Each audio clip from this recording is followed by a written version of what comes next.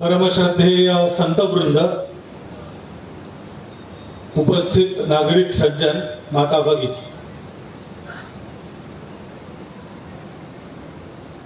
गुरुद्वारा आज लोकार्पित हुआ, सबके लिए खुल गया।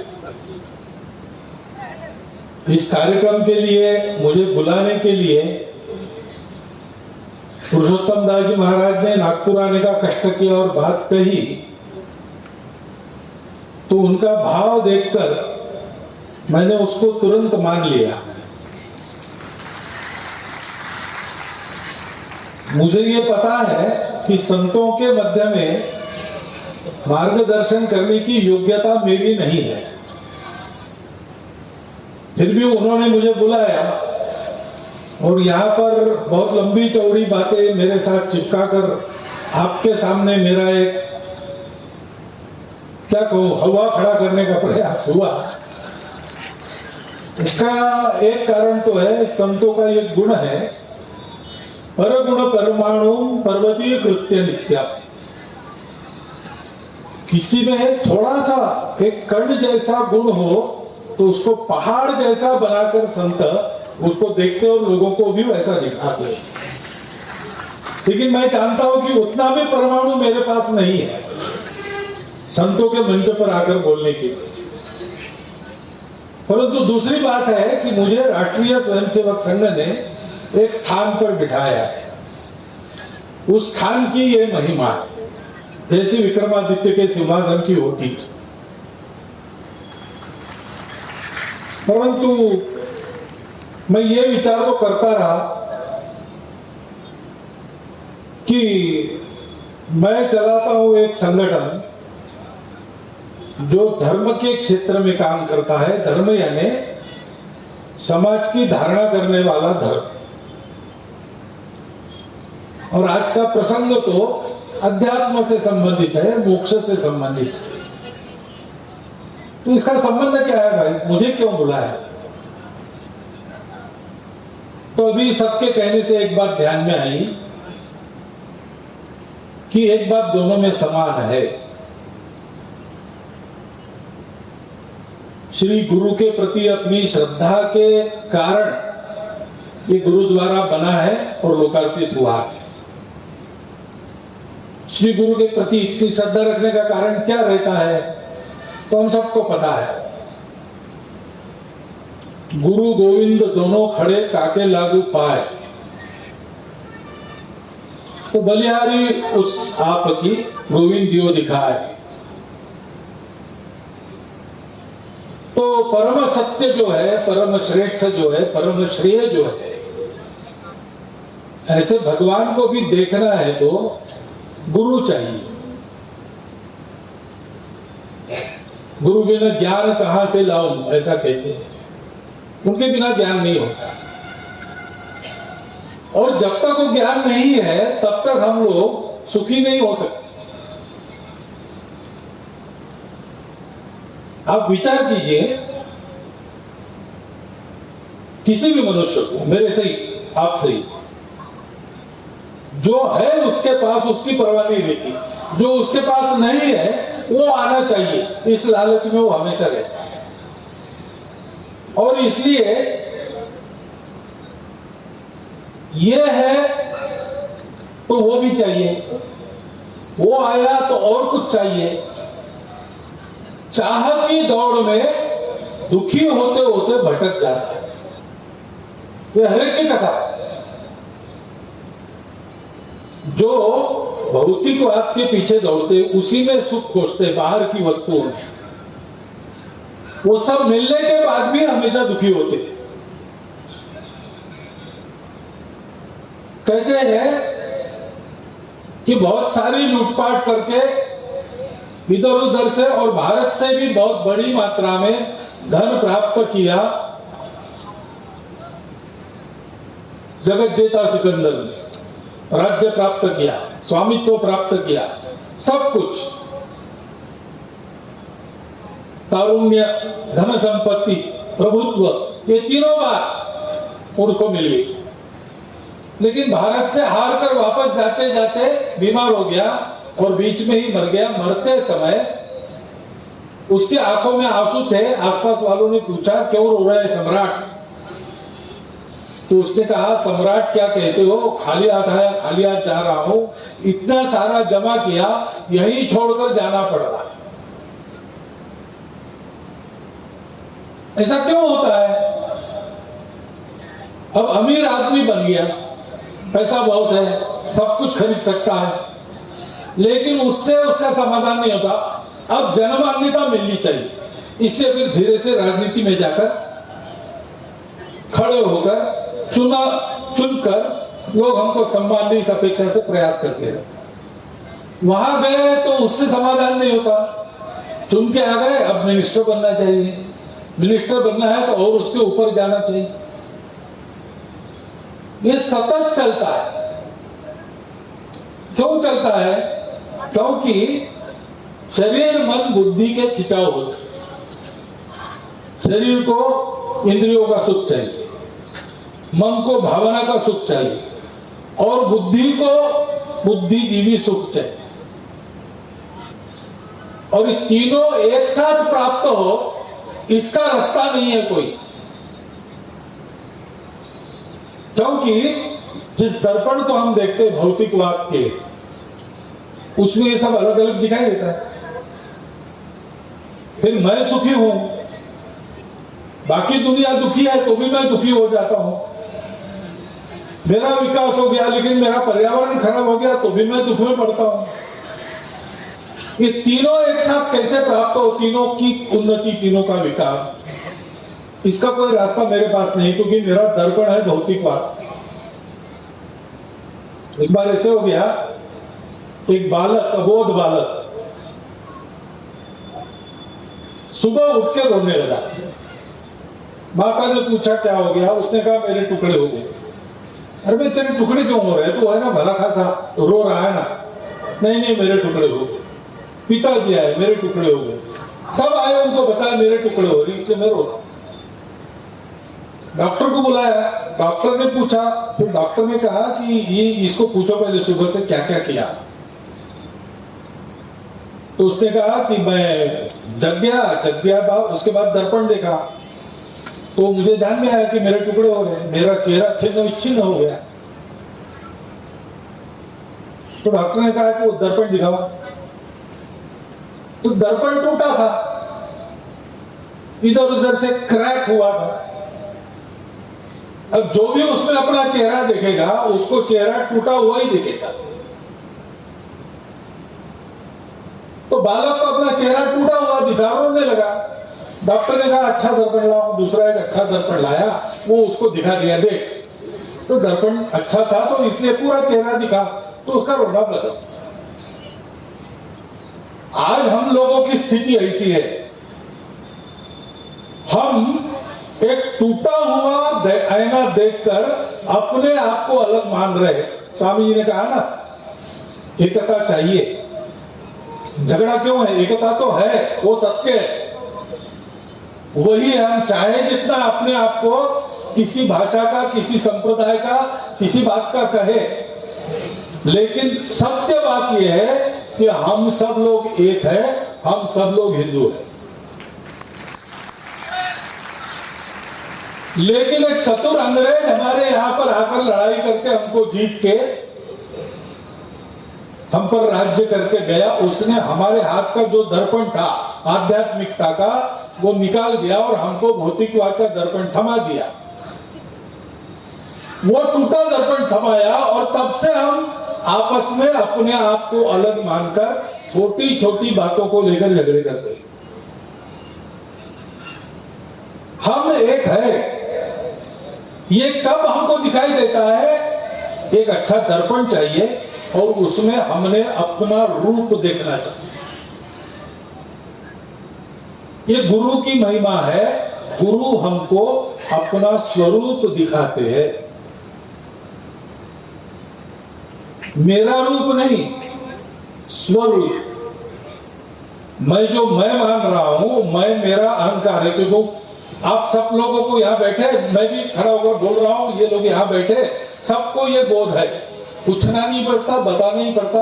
किसी ने पूछा तो ध्यान में आता है। हम बैठे हैं, बिना सोचे, बिना समझे, बिना पूछे हम ये मान रहे हैं कि हम है, लेकिन हम ही यानी हम क्या मान रहे हैं कि मैं हूं, हाड़ मांस का ये शरीर, यहां बैठा हूं, सुन रहा हूं, ये खड़े हैं, बोल रहे, हर एक को अपना अपना बोधन मैं हूं। लेकिन मैं क्या हूं ये किस दर्पण में देखना? अगर भौतिकवाद के दर्पण में देखेंगे तो वो तो आपको बताएगा कि सब अलग अलग है, किसी से कोई मिला नहीं, और इसलिए सबका स्वार्थ अलग अलग है, अपना अपना स्वार्थ पूरा करो, बाकी लोगों का क्या होता है उसकी चिंता करो।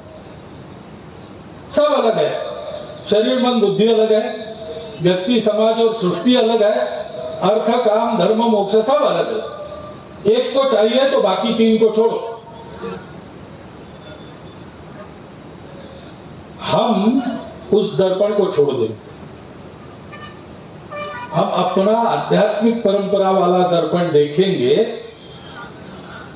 तो हमको ध्यान में आएगा कि ये अलग अलग नहीं है, ये सब साथ है, सब मिलकर अस्तित्व है, और एक का विकास जब सबका विकास करता है तो फिर विकास होता है। एक का सुख जब सबके सुखों को लाता है तब सुख होता है। ये दर्पण हमको दिखाने वाले कौन है? वो हमारे गुरु है। ये व्यक्ति के जीवन में भी सत्य है, ये समाज के भी जीवन में सत्य है। अपना अहंकार छोड़ दो, अपने स्व को जानो। अहंकार और स्व इसमें फर्क है। गुरु अपने अहंकार को मिटाकर हमको स्वबोध कराते हैं। तो एक व्यक्ति जब जानता है कि शरीर मन बुद्धि तो मेरी ही कल्पना से बने हैं, जिससे बने हैं वो आत्मा मैं हूं और मैं सर्वव्यापी हूं, सबके साथ मिला हूं मैं। अभी विज्ञान भी कहता है कि सभी सृष्टि का अंतिम स्वरूप है बोध, कॉन्शियसनेस। और कॉन्शियसनेस एक व्यक्ति में, एक वस्तु में मर्यादित नहीं, एक आकार में, एक रंग में मर्यादित नहीं है, वो नॉन लोकल है, वो सर्वत्र है और पहले से है, उसी से सब निकला है। ये विज्ञान भी कहता है, क्यों वेदों में कहा है सर्वम खलु इदं ब्रह्मम् अहम ब्रह्मास्मि तत्त्वमसि प्रज्ञानम ब्रह्मम्। जो हमारे अहंकार के कारण गलत बोध में हम पड़े हैं कि मैं हूं और मेरा कुछ अलग है, स्व के बोध में जाते हो तो ध्यान में आता है कि मैं हूं, सारी दुनिया है, हम एक ही है और हम सबके अस्तित्व जुड़े हैं, एक दूसरे से हम जुड़े हैं, अकेले आगे नहीं भाग सकते, हम सबको साथ ही जाना है। अब यह मनुष्य के लिए भी अत्यंत आवश्यक है, राष्ट्र के लिए अत्यंत आवश्यक। तो संबंध ये है, संघ का काम हम करते हैं वो भौतिक क्षेत्र में है, धर्म है जो अर्थ कामों को नियंत्रित करता है, समाज को जोड़कर चलाता है, समाज की उन्नति करता है, उसको टूटने बिखरने नहीं देता। यह थोड़ा भौतिक है, लेकिन धर्म के भौतिक विचार का आधार आध्यात्मिकता है। सत्य, करुणा, शुचिता, तपस के मूल्यों पर धर्म आधारित रहता है। और ये तपस, सत्य, करुणा, शुचिता, तपस ये मूल्य इसलिए है कि उसके पीछे जो आध्यात्मिकता का सत्य है वो सर्वम खलु इदं ब्रह्मम् अहम ब्रह्मासि तत्त्वमसि प्रज्ञानम ब्रह्म। हम सब एक है। मेरा करना मेरे लिए तो परिणाम करता ही है, सबके लिए परिणाम करता है। मैं सही चलता हूं, मेरा भी भला होता है, बाकी सबका भला होता है। मैं अकेला नहीं हूं, मेरे स्वार्थ के होड़ में मैं भटक जाऊंगा तो मैं मेरा भी नुकसान करूंगा, सबका नुकसान करूंगा, और सबके लिए मैं अपने स्वार्थ पर संयम रखूंगा तो मैं अपना भी भला करूंगा, सबका भी भला। ये बोध प्राप्त होता है उस आध्यात्मिकता से। भारत का अस्तित्व उस आध्यात्मिकता के कारण उदित हुआ और उस आध्यात्मिकता पर आधारित धर्म संपूर्ण विश्व को देने का कर्तव्य भारत को ईश्वर ने प्रदान किया है। और इसलिए समाज का सुविकास, देश का परम वैभव, हम सब लोगों का भौतिक सुख, ये सारी बातें उस आध्यात्मिक दृष्टिकोण पर आधारित है। केवल हमारी नहीं, सारी दुनिया की। हमको पहले से पता था, सनातन काल से हमारे पूर्वजों ने ये ज्ञान प्रवर्तित करके रखा है, गुरुओं की परंपरा है। उसका महत्व इसलिए है कि इतिहास ने भी जब आंखें खोली तब हम एक उन्नत स्वरूप में ही उसको दिखे, उसके पहले का उसको मालूम नहीं। उसके पहले हमारे ऋषि मुनियों ने इस सत्य को खोजा, इसके आधार पर एक पूरे राष्ट्र को बनाया, एक पूरे समाज को संस्कृति की रचना दी। उसके कारण भारतवर्ष समय समय पर विश्व को ये ज्ञान दे सकता है। गुरु परंपरा के कारण ये बोध हम लोगों में सब प्रकार की परिस्थितियों में से हम पार होते हुए भी ठीक ठीक आज भी हमारे लिए प्राप्त है। ऐसे हमारा राष्ट्र भी है, उसके भी गुरु समय समय पर हो गए हैं। उन सब ने क्या बताया है, आप किसी को भी पढ़ लीजिए। अभी हम आधुनिक भारत के स्वतंत्रता काल में है, 75 वर्ष कभी के पूरे हो चुके, हम आगे बढ़ गए, 78 वर्ष 79 वर्ष में आ गए। इस स्वतंत्रता की लड़ाई में 1857 से लेकर 1947 तक जो हमारे पुरोधा हो गए, उन सबके विचार आप सुनो, उन सबको पढ़ो। तफसील अलग अलग होता है, जैसे संप्रदायों का होता है, तफसील अलग अलग होता है, लेकिन जो मूल बात सबको समझानी है वो सबकी एक है। वो क्या है? मनुष्य मात्र की सच्ची स्वतंत्रता भारत के आध्यात्मिक ज्ञान से प्राप्त होगी। उसको धारण करके अपने जीवन को ठीक करके हम देश के लिए जिए मरे, अपना देश दुनिया के लिए ही जीता है, और इसलिए हम ऐसा बनेंगे तो उसका परिणाम अपना देश तो अच्छा होगा, हमारा प्रत्येक का जीवन भी अच्छा बनेगा, परंतु सारी दुनिया को एक नए सुख शांति के रास्ते का लाभ होगा। आज समय है, उसका समय आया है, और इसलिए प्रारंभ अपने से करो, क्योंकि परिस्थितियां गड़बड़ थी तब भी हम थे, परिस्थितियां ठीक है हम हैं, हम परतंत्र थे तब भी हम थे, हिंदू के नाते थे, एक राष्ट्र के नाते हम जीवंत थे, हमारा राष्ट्र प्रवाह तब से अक्षुण्ण चल रहा है। अब हम स्वतंत्र हो गए, तब भी हम हैं, हम एक राष्ट्र के रूप में इस भारतवर्ष में हिंदू समाज है। उसके 3 आधार है। ये ज्ञान हमारे पूर्वजों को प्राप्त हुआ क्योंकि उनको सुरक्षित और समृद्ध भूमि मिली, जिसने पाला पोसा बड़ा किया, संस्कार भी दिया। इसलिए हमारी राष्ट्रीयता का पहला घटक है भारत माँ। दूसरा, हमको आध्यात्मिक सत्य और धर्म के आधार पर जीवन को गढ़ने वाले संस्कारों की परंपरा, संस्कृति की परंपरा सतत प्राप्त होती रही है, आज भी हो रही है। इसलिए हमको किसी ने जीता, कभी कत्लेआम हुए, कभी हमको घर के अंदर बंद होके जीना पड़ा, कभी हम उत्फुल्ल थे, स्वतंत्र थे, बाहर थे, पराक्रम कर रहे थे।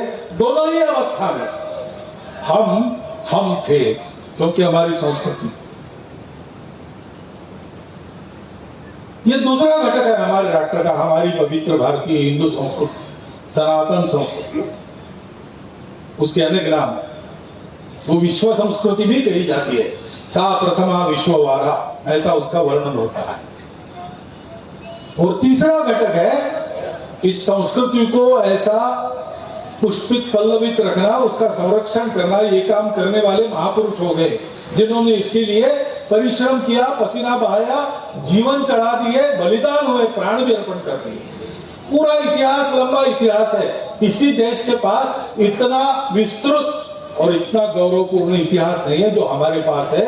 वो हमारे महापुरुष, हमारे पूर्वज, वो हमारे जीवन के आदर्श है, वो अभी भी कायम है। हम क्या भूल गए, क्या नहीं भूल गए पता नहीं, लेकिन एक बात है कि गुरुओं के बलिदान को, गुरुपुत्रों के बलिदान को संपूर्ण देश में आज भी माना जाता है। छत्रपति शिवाजी महाराज से लेकर लासित बड़फुकन तक, और कश्मीर में राजा ललितादित्य, राजस्थान में राणा प्रताप से लेकर तो नीचे चोल राजाओं तक, ये सारी महापुरुषों की परंपरा, त्यागमय परंपरा, देश को वैभव संपन्न वाले परंपरा सबको मान्य है, किसी का विरोध नहीं। ये महापुरुष, उनके आदर्श, ये हमारे राष्ट्रीयता का तीसरा घटक है। ये जिनके पास है उनको हिंदू कहा जाता है आज भी। कभी कभी अपने आप को हिंदू न कहने वाले भी विदेशों में जाते हैं तो उनको हिंदू कहा जाता है, ये हिंदवी कहा जाता है। तब वो अचरज में पड़ जाते कि हम तो है नहीं, हम तो पूरी ताकत लगाकर हम नहीं है कह रहे। ऐसा लगातार कहने के बाद भी दुनिया आज भी हमें हिंदुओं से निकले या हिंदू ही कहती है क्योंकि वो दिख रहा है, वो सत्य है। इस सत्य को हम माने, वो टूटा हुआ है ना फेंक दे।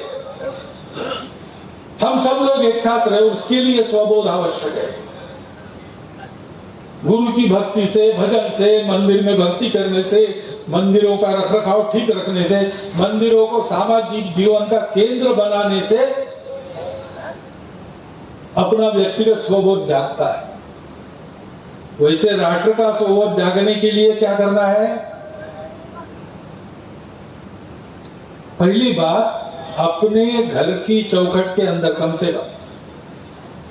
से कम अपने घर की चौखट के अंदर, दुनिया भर में संभव हो तो दुनिया भर में, नहीं तो अपने घर के अंदर कम से कम भाषा, भूषा, भजन, भवन, भ्रमण, भोजन, ये हमारा चाहिए। जैसा हमारी परंपरा में वैसा चाहिए।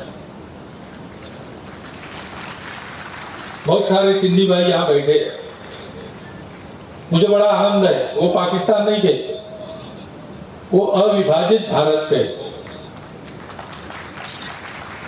ये आदत नई पीढ़ी तक जानी चाहिए, क्योंकि हमारा एक घर है, परिस्थिति ने हमको उस घर से यहाँ भेजा है, क्योंकि वो घर और ये घर अलग नहीं है, पूरा भारतवर्ष एक घर है। परंतु हमारे घर का एक कमरा जिसमें मेरा टेबल, कुर्सी, कपड़ा वड़ा रहता था, वो किसी ने हथियाया है। कल मुझे उसको वापस लेके वहां फिर से अपना डेरा डालना है।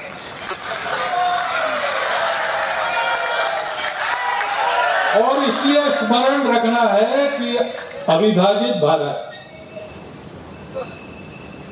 ऐसे ही हमारी एक भाषा है, भारत में सबकी एक भाषा हृदय भाषा है।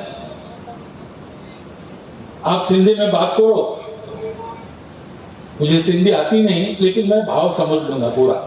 आप जो कहेंगे वो क्या है ये मेरे समझ में आएगा। मैं मराठी में बात करूं, आप सब लोग समझ लेंगे। क्यों? क्योंकि ये भाषाएं समान भावधारणा से निकली है, समान मूल्यों से निकली है। उसमें भाषा अनेक है, भाव एक ही है। इसलिए सब अपनी अपनी भाषा भूल जाओ, एक ही भाषा सीखो, ऐसा हमने कभी कहा नहीं। क्योंकि हमारा भाव है कि विविधता एकता का श्रृंगार है। हमारी अनेक भाषाएं, हमारी जो मूल भाषा है उससे निकली है, उसको सुसज्जित, सुपल्लवित कर रही है। तो उसमें एक भाषा हमको परंपरा से मिली है, हिंदी भाषा। उसका जतन होना चाहिए घर में। भारत के प्रत्येक व्यक्ति को अपनी मातृभाषा आनी ही चाहिए, अच्छी बोलती आनी चाहिए, पढ़कर समझना आना चाहिए, भाषण करने पड़ा तो करते बनना चाहिए। हम जहां रहते हैं वहां की भी भाषा हमको आनी चाहिए, क्योंकि वो भी अपनी भाषा है। सारी भारत की भाषाएं राष्ट्रभाषा है। और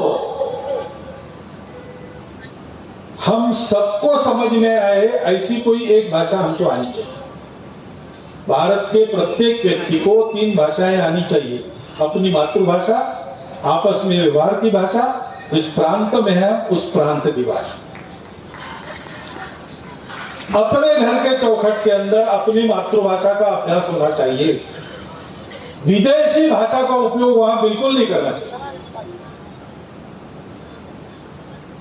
वेशभूषा, जमाना बदलता है, वेशभूषा बदलती है तो ठीक है, विदेशी वेश का भी प्रयोग करना पड़ता है, परंतु अपने घर के अंदर कम से कम अपने पर्व त्योहारों पर अपना वेश धारण करना चाहिए। याद है दशहरे के दिन हमारे घर के सामने चंद्रपुर में एक बड़ा मैदान था, वहां हमारी शाखा भी लगती थी, वो शाखा मैं ही चलाता था, सिंधी कॉलोनी ही थी, वही शाखा में चलाता था, इसलिए थोड़ा थोड़ा सिंधी में समझ लेता हूं। परंतु उस दिन वहां पर नृत्य होता था, डांडिया जैसा।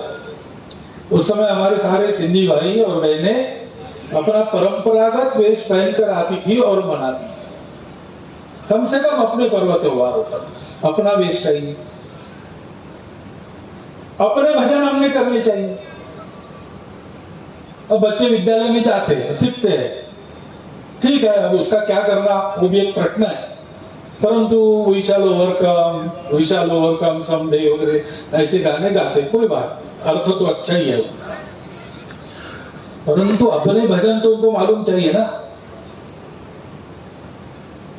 दुनिया के सब पंथ संप्रदायों के जो आद्य पुरुष है उनका चरित्र पढ़ने लायक है, उनसे कुछ बोध लेने लायक है, वो मालूम होना खराब बात नहीं, अच्छा है, लेकिन हमारे रामकृष्ण की जानकारी हमको चाहिए कि नहीं?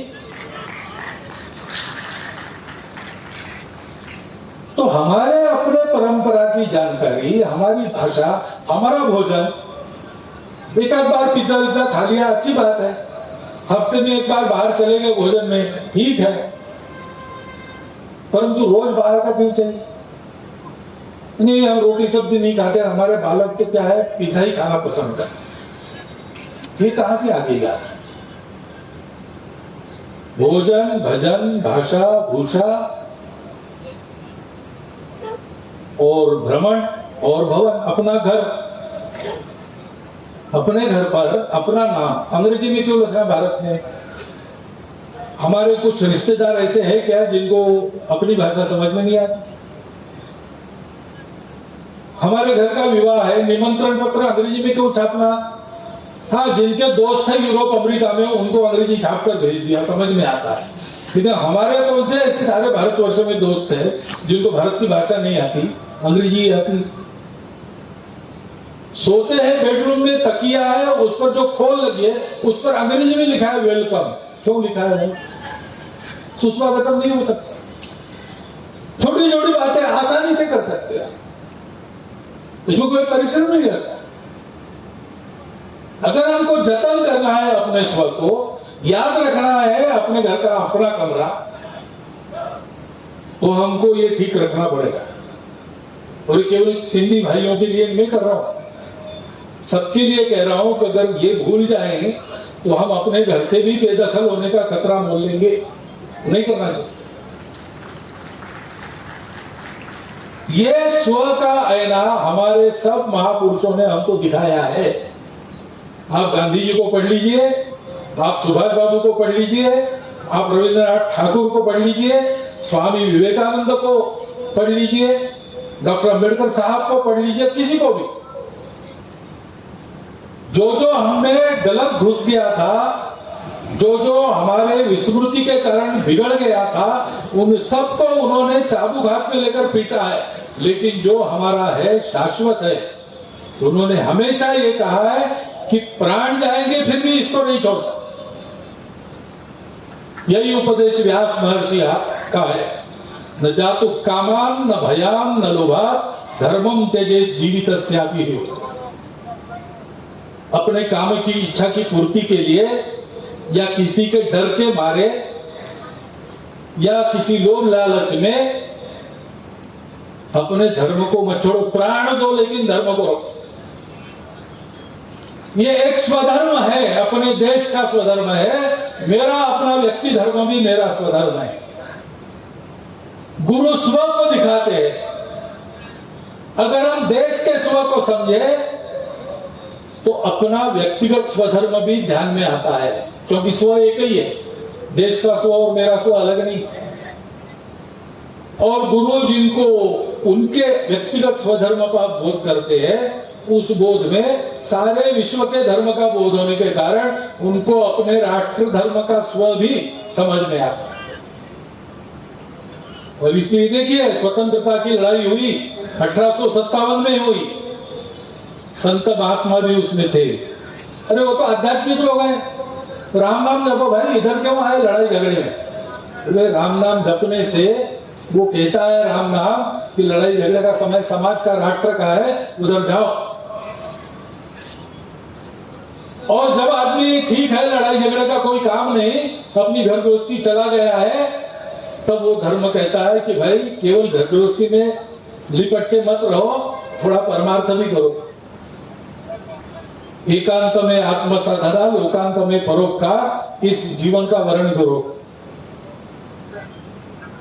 और इसलिए इस स्वबोध को जगाने वाले परम पूज्य गुरु की श्रद्धा में, जैसे आज मंदिर का लोकार्पण हो रहा है, वो स्व जगने से भी ये परिणाम होगा। और हमको ये विचार भी करना है, वैसे ही अपने राष्ट्र मंदिर को परम वैभव संपन्न बनाने के लिए अपने राष्ट्र धर्म का स्व हमें जगना चाहिए। राष्ट्र धर्म का स्व जगेगा तो मंदिरों को भी आधार होगा। मंदिर फलेंगे फूलेंगे तो राष्ट्र को भी आधार होगा।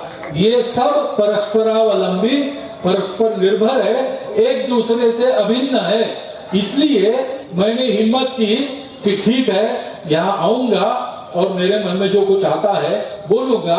इसमें कुछ गलत हो गया है तो संत लोग उदार है, उदार मन से क्षमा कर देंगे। और जो कुछ सही है वो मैं आपको बता रहा हूँ, उन्हीं के ज्ञान से ये प्राप्त होता है। आप सबको नमस्कार, धन्यवाद।